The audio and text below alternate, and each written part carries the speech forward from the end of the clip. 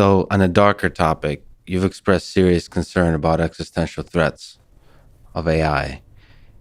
It's perhaps one of the greatest challenges our civilization faces. But since I would say we're kind of an optimistic descendants of apes, perhaps we can find several paths of escaping the harm of AI. So, if I can give you three options, maybe you can comment which do you think is the most promising.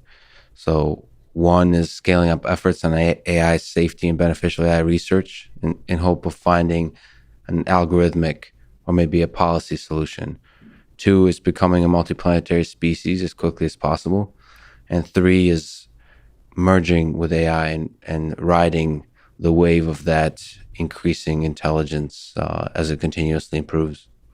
What do you think is most promising, most interesting as a civilization that we should invest in?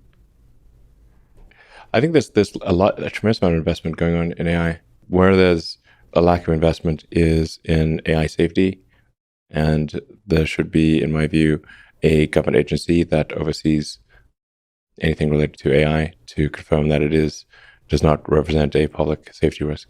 Just as there is a regulatory authority there's like the Food and Drug Administration, there's NHTSA for automotive safety, there's the FAA for aircraft safety. We're generally come to the conclusion that it is important to have a government referee or a referee that is serving the public interest in ensuring that things are safe when there's a potential danger to the public.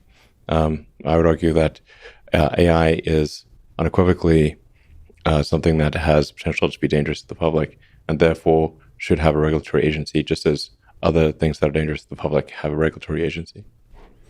But let me tell you, the problem with this is that the government moves very slowly, and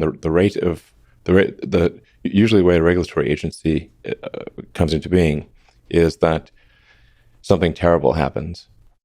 There's a huge public outcry, and years after that, there's a regulatory agency or a rule put in place. Take something like seatbelts. It was known for, I don't know, a decade or more that seatbelts would have a massive impact on safety and save so many lives and serious injuries.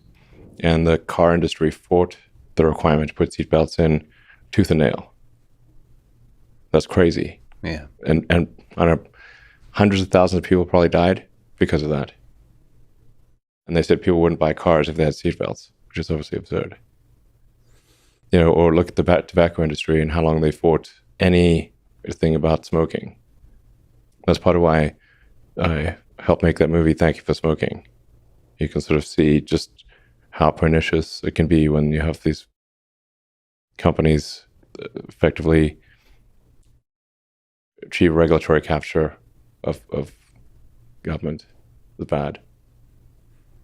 People in the AI community refer to the advent of digital superintelligence as a singularity.